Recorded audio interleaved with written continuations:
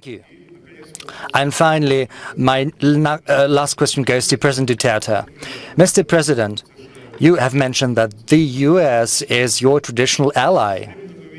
At the same time, as we can see, your country has drastically reshaped its foreign policy. It used to be unilaterally oriented towards the US, and right now your foreign policy is multilateral, multi-vector, and Russia holds an important place in that regard. You've also managed to improve and reinforce your relations with China. How did you do that?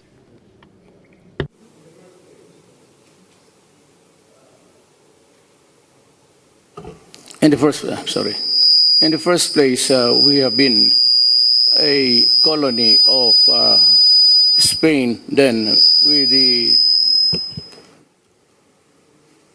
United States.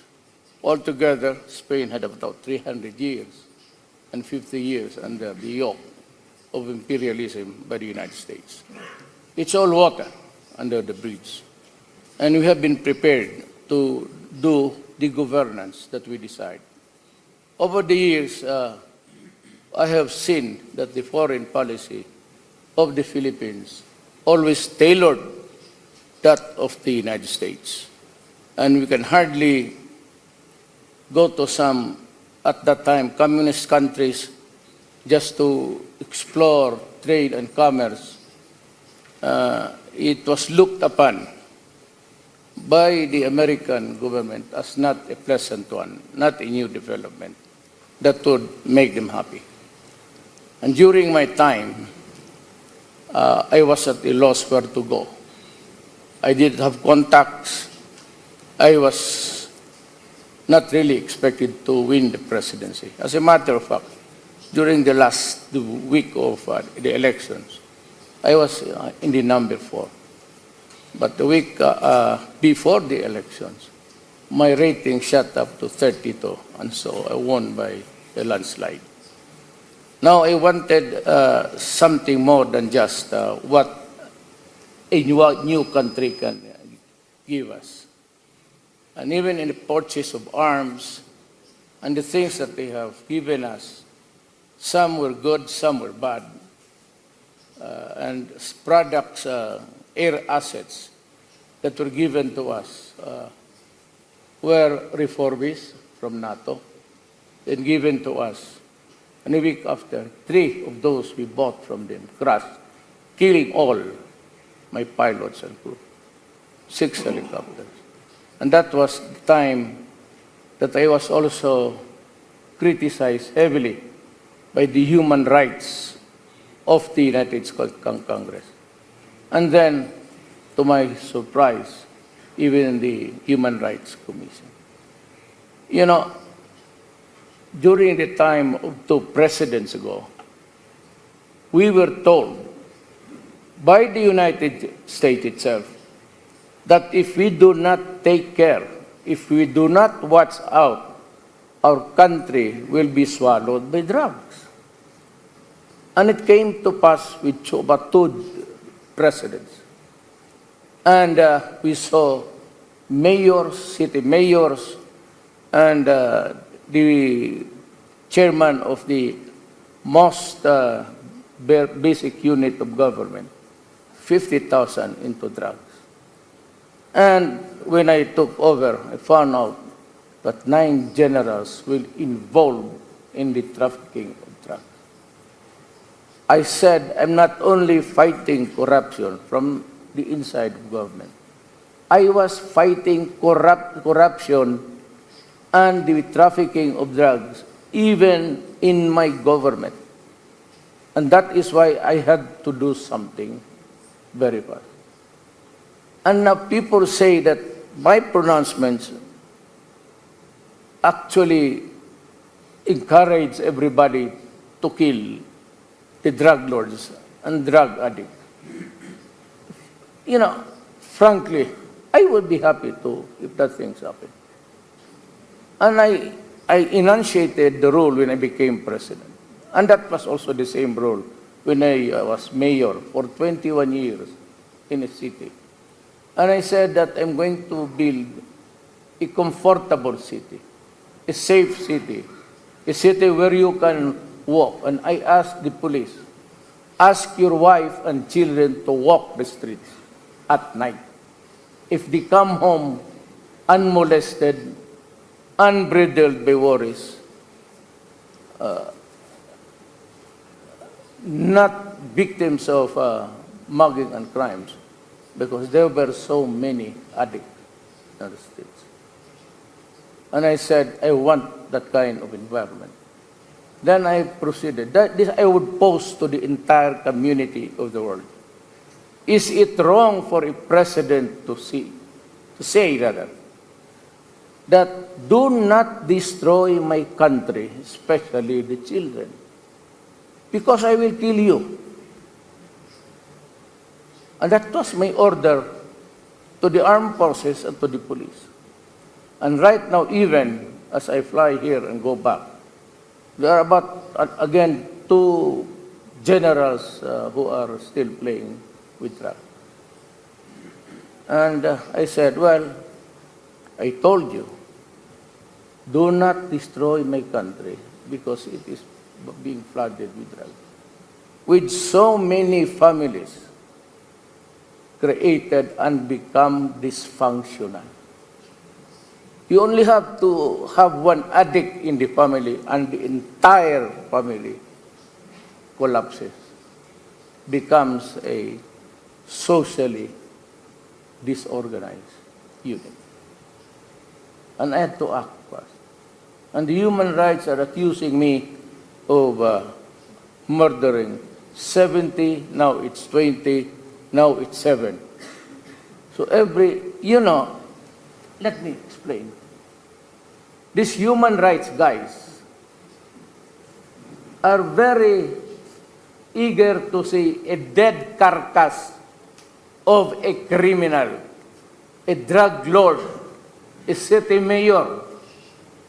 And they would question me, why was he killed? Despite of the evidence of drugs all over the house, and one house of a certain mayor that was killed had paper walls stick with 500 pesos. It was made as a wall of the house inside. And so I said, well, I've warned you, do not do it, because I will kill you. But I also ordered the military and the police, go out and dismantle the organized crime of drug trafficking. And if you find your life in danger, I will order you to shoot them. Rather see a policeman or a soldier dead. In Marawi Rebellion, it started with a drug case. And so it was rebellion because almost everybody of that place, which was really the laboratory of the entire Philippines, where drug was produced and people had money, can see no business there except the stores. And yet, there was one in another city, he had 100 cars, 2 Lamborghinis and so many Porsches. And yet, the human rights would still insist on a wrong committed by me. So I'm telling them, I'm sorry.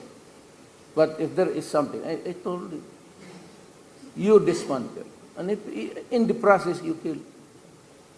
And I said to the world, and to the United Nations, and to everybody, I take responsibility for all of the consequences of this drug war.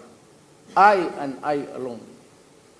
If somebody has to be hanged, I will be happy. I will even put the noose on my neck and say, go ahead. Or if you want to shoot me in a firing squad, fine. Our national hero died before a firing squad. That could be an honor for me. to be the same in this situation. But I do not aspire for honor. I do not aspire to be known. I'm just a citizen, a worker of government. And I will do what I have to do to protect the people, especially the next generation. And that is what I have been known. They are always threatening me with bringing me to that would be the day. We have courts in my country. The judges are independent. The prosecutors do not talk to me. And so I said, if there is somebody who will answer for this, I will, but you have to do your job. And I have fired so many prosecutors and judges because corruption was eroding the very foundation of government. And I said, I came up with this statement. Little did I know that I will not only be fighting the criminals, the drug lords, the kidnappers. I was fighting men in my own government and the corruption that drugs bring. Drugs cannot prosper, I tell you, unless the military and the police would allow it. If the city mayor in my city, if I say do not do it, and if you have been to the Philippines, do not look at the carcass of the criminals. You will get nothing. Look at the many thousands of families that are socially dysfunctional. Because if you want to destroy your enemy, feed one of his children with drugs, and your dog, the family goes kaput. I am faced with the job of the human rights of the criminals. I have no business. I have no universal right to destroy a fellow human being. I do not allow the military to shoot a person hog-tied or with a stretched hand in surrender. I told them that the only way that you can kill a criminal, the drug lords and the addicts, is when your life is in danger. So shoot first before you die. Because if I go to the scene of the crime and I see that you are the one dying, I will kick you and finish you off for being stupid. Do not allow government to be weakened by such. You have to impose order. And so that is what really bugs me. So the government of the United States, before the, if I could only have 2 minutes, if I can have 2 minutes, then I'll tell you what. The rifles, we have the longest insurgency problem, communist insurgency problem, armed struggle. It has killed so many of my soldiers. And the rifles were, it has fired so many rounds, it becomes loosened. There is no more rifling. It comes out turning at a very fast rate so that it has own velocity. It can hit the target. And I tried to buy about 24,000 M16s for my police and military. One congressman in the U.S. or two stood up and said, do not give it to the Philippines, especially to the mayor, because he will use those rifles to kill his own Filipino citizen. And that is really funny.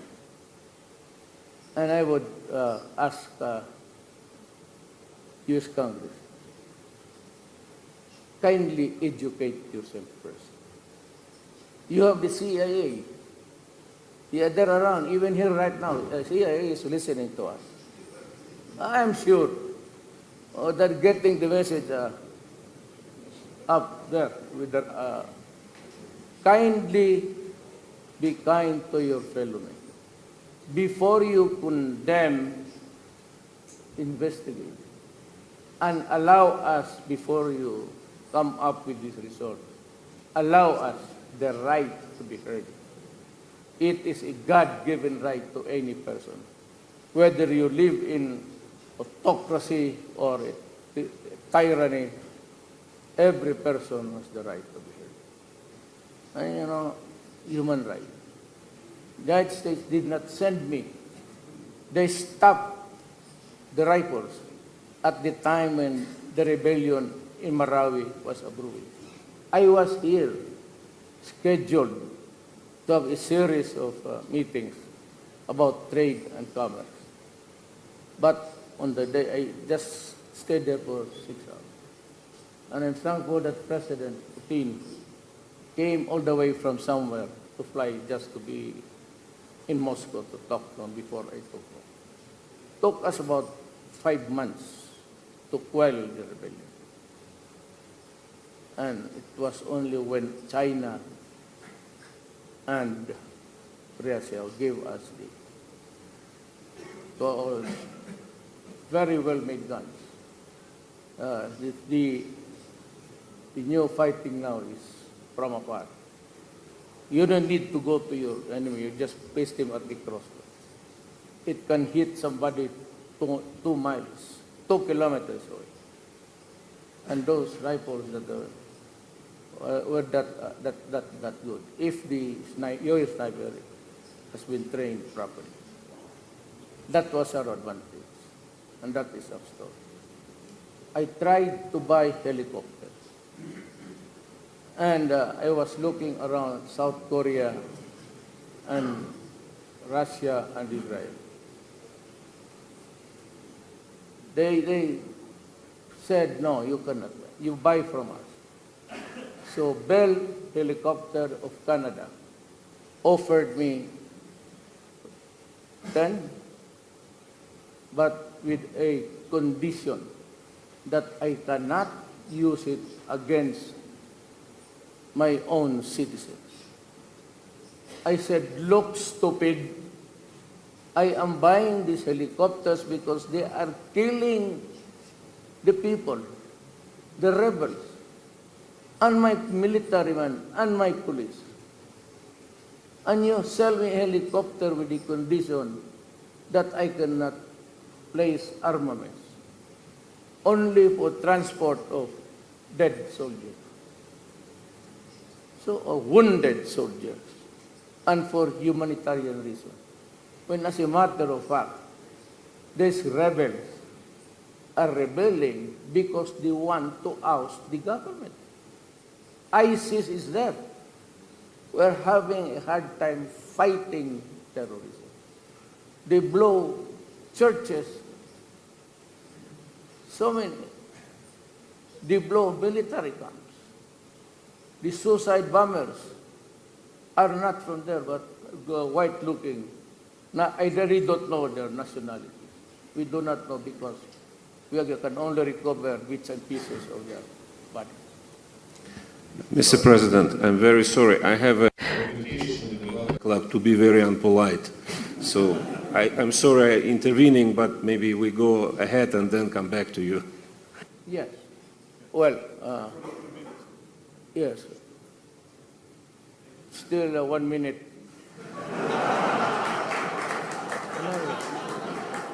I will end up by saying that, well, this has been the issue in the Philippines, that they have a president who's a murderer. I assure you. I have a religion, and they say that, well, bishops and all of this, they've been attacking me. And I said, your religion is not. I have my own God. And I'm planning to invite the Russian Orthodox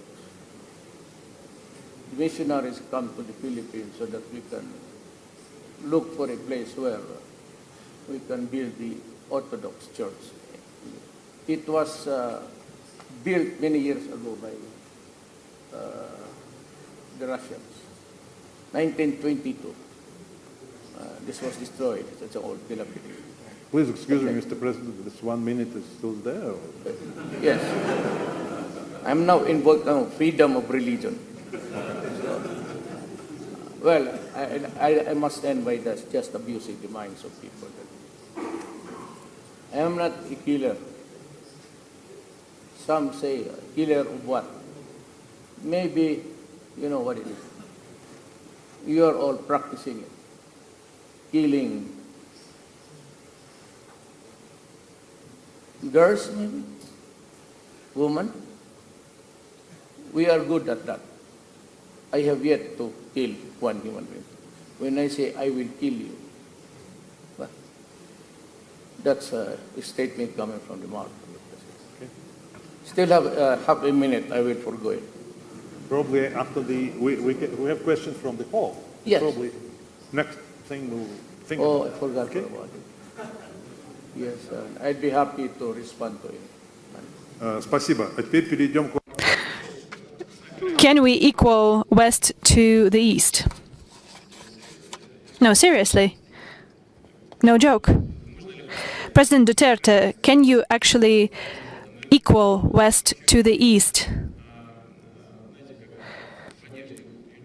And can we talk about sort of a unisex approach, so to say? East and West. This division, is this a thing of the past, or it's a natural division to have West versus East? There has always been a divide between the East and the West, culturally and financially, except for China, was really doing great all these years with so many dynasties. But the rest of East Asia had so many experiences of colonialism. That is why it's very hard really to connect it.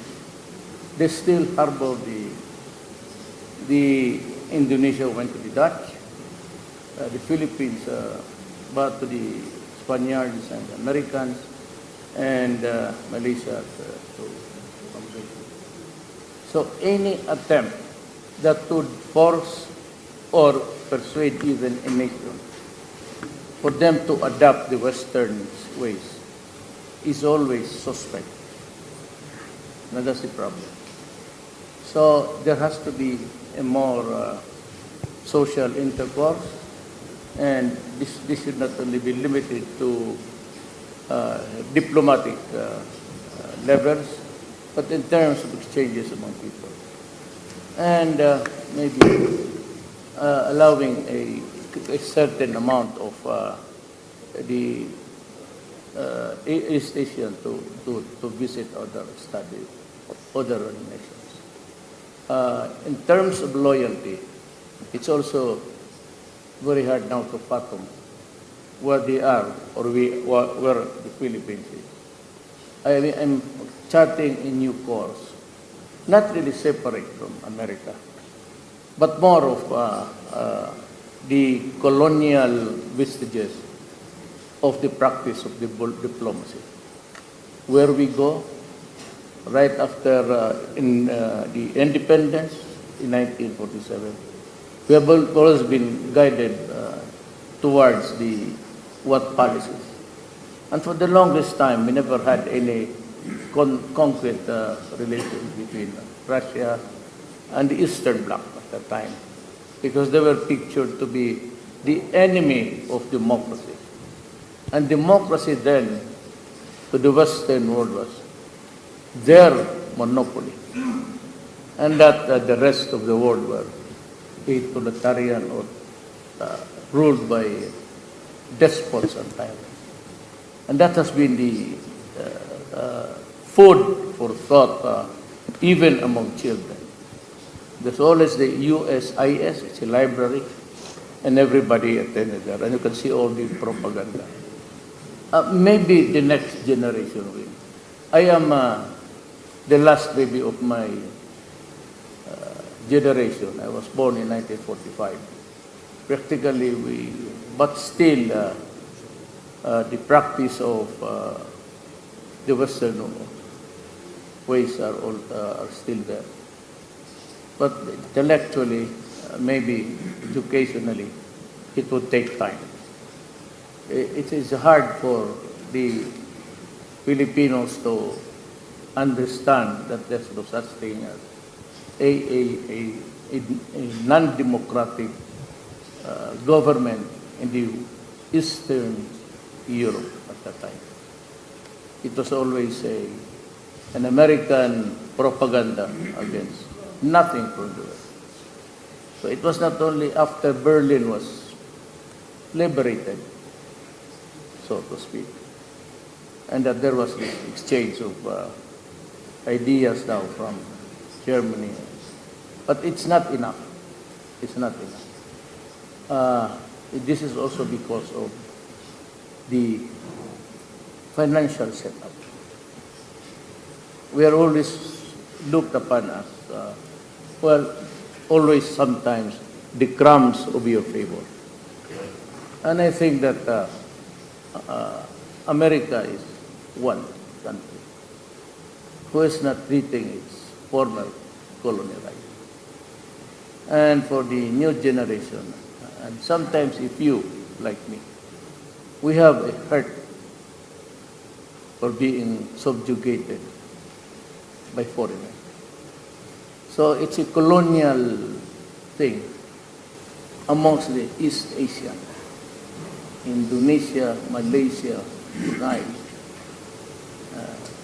Philippines. It cannot be solved in one diplomatic dinner. You would need about 2 or 3 generations for the Asians to really accept the West. And that is true for China. The Opium Wars, the impositions of so many things that destroyed the country. That does not go away suddenly.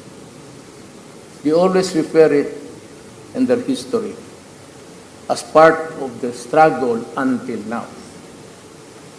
That portion of having been colonized and brutalized is still a part of the paradigm when they talked about releases.